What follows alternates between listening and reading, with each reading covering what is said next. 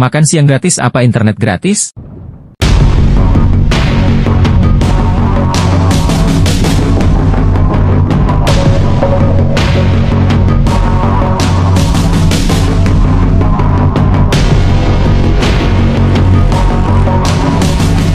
Terlebih mayoritas pemilih di Pilpres 2024 ini didominasi kalangan milenial dan Gen Z. Jumlah pemilih milenial berdasarkan daftar pemilih tetap, DPT, mencapai 66.822.389 atau 33,60% dari total pemilih yang akan menyalurkan hak suaranya di Pilpres 2024. Dari data BPS, generasi milenial berada di rentang usia 27-42 tahun.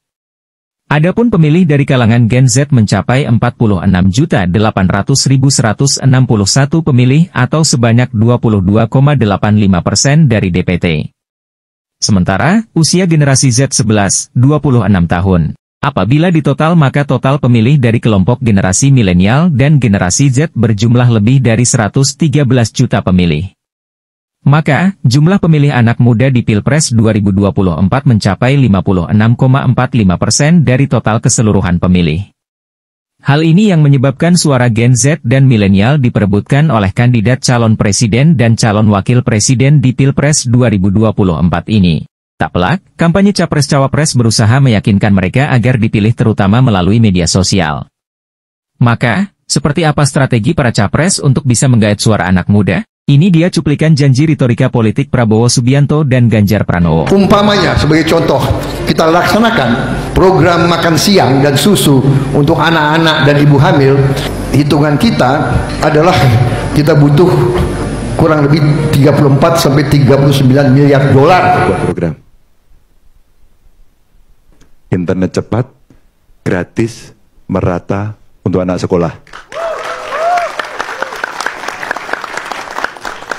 Jangan tepuk tangan dulu, setuju apa enggak? 1. Makan siang gratis program Prabowo Gibran. Calon Presiden nomor urut 2 Prabowo Subianto memperkenalkan program makan siang gratis yang merupakan programnya jika terpilih jadi presiden pada Pilpres 2024. Prabowo mengatakan, para orang tua di Indonesia sudah mengerti mengenai program makan siang gratis ini. 2. Calon Presiden nomor urut 3, Ganjar Pranowo, memperkenalkan program internet gratis jika dipilih di Pilpres 2024. Ganjar bertanya kepada milenial dan Gen Z lebih memilih internet gratis atau butuh anggaran berapa agar kedua janji tersebut realisasi? Yang pertama program makan siang gratis. Prabowo menjelaskan program makan siang gratis bagi seluruh pelajar dan ibu hamil diperkirakan membutuhkan anggaran hingga 400 triliun rupiah. Meski besar, Prabowo meyakini program tersebut bisa berhasil karena saat ini pun pemerintah sudah mengalokasikan anggaran pendidikan yang sangat tinggi yakni sekitar 600 triliun rupiah serta perlindungan sosial sebesar 500 triliun rupiah. Prabowo juga menegaskan bahwa program makan siang gratis tidak hanya berdampak kepada gizi anak dan kemampuan belajarnya. Program tersebut juga bisa mendongkrak aktivitas perekonomian dari petani hingga ibu rumah tangga. Prabowo menyebut akan ada program makan gratis dan susu gratis.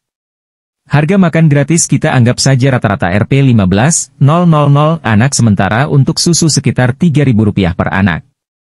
Menu makan siang sebesar Rp15.000 bagi sebagian warga Indonesia tentu akan berbeda tergantung daerahnya. Untuk ukuran DKI Jakarta, uang sebesar Rp15.000 tentu sangat kecil dan kemungkinan hanya mendapat nasi, satu jenis sayur serta ayam ikan kecil. Bagi daerah lain uang sebesar itu mungkin bisa lebih mewah. Kami menghitung susu harga Rp3.000 dengan mempertimbangkan susu UHT ukuran terkecil yakni 125 ml dengan harga termurah. Harga susu bisa lebih mahal jika ukuran lebih besar serta tergantung merek. Dengan mempertimbangkan jumlah murid, 57,98 juta, dan jumlah hari sekolah, 255 hari, maka anggaran untuk makan siang diperkirakan mencapai Rp221,80 triliun. Sementara itu, anggaran untuk membeli susu sekitar Rp44,36 triliun. Jika ditotal maka anggarannya mencapai Rp266,16 triliun dalam setahun. Anggaran tersebut belum menghitung program untuk makanan gratis balita dan bantuan untuk ibu hamil. Data BPS menunjukkan jumlah balita di Indonesia mencapai 22.094.425 jiwa. Bila satu anak mendapatkan bantuan makan senilai Rp10.000 per tahun, maka anggaran yang dibutuhkan makan gratis setahun mencapai Rp80,65 triliun.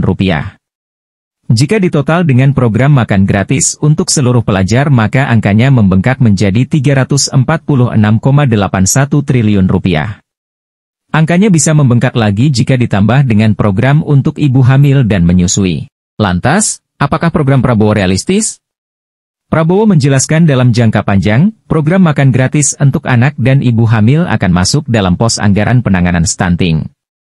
Anggaran belanja pemerintah untuk mendukung penurunan stunting malah tak sampai ratusan triliun pada 2023, anggarannya hanya Rp30,4 triliun. Nilai tersebut bahkan turun dari tahun sebelumnya sebesar Rp34,15 triliun. Artinya, untuk realisasi program tersebut memang diperlukan alokasi dari dana pendidikan atau dari lainnya yang memungkinkan. Pasalnya, jika mengandalkan dari anggaran penurunan stunting dengan target pemberian bantuan kepada 82,9 juta jiwa tentu tidaklah cukup. Kedua, internet gratis.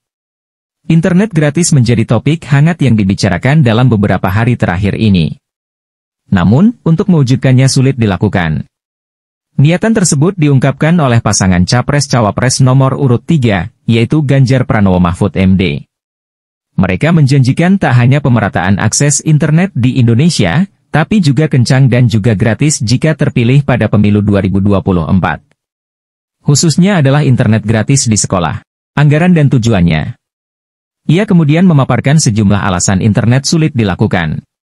Pertama, mayoritas jaringan telekomunikasi dan internet di Indonesia dibangun oleh penyelenggara jaringan dan jasa telekomunikasi dan internet. Karena dibangun swasta artinya ada biaya atau tarif yang dikenakan ke pengguna, agar biaya dalam bentuk capex dan opex itu bisa balik modal. Bahkan karena komersial, harus ada keuntungan yang didapatkan.